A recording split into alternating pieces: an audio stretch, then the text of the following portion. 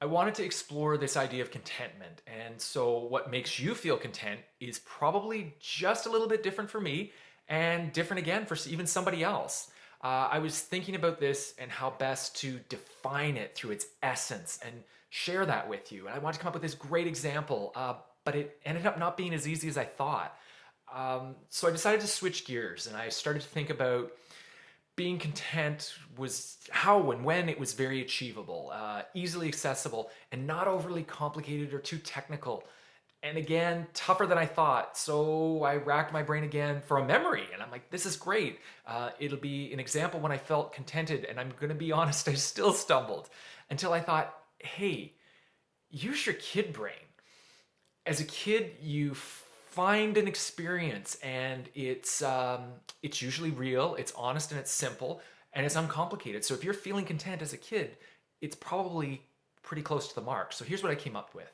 And that's during spring thaw and the heavy rains, certain areas in our barnyard or fields where I grew up would become waterlogged and flooded. I used to strap on my rubber boots and I'd head out and I'd build trenches and connect them together, and the water would flow out and go down to the creek and drain the area. This was not something I had to do. It wasn't something I was asked to do, but for me it was enjoyable. It didn't require too much in the way of thought. I looked forward to it whenever I got the chance to do it.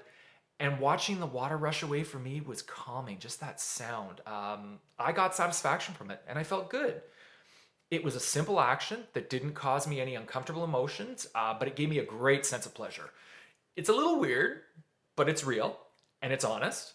And maybe it illustrates the point perfectly for me. Why did I choose this one?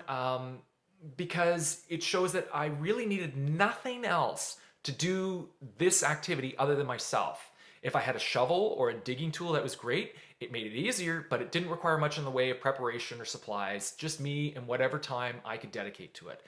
And it did make a difference. It got the area dry, but I didn't do it for the reward. I'm not really sure there was one.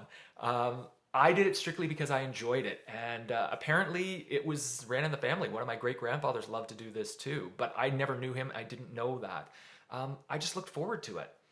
So while it's still difficult to accurately articulate contentment as a broad term for everyone, for me, the feeling is when you're lost in the moment.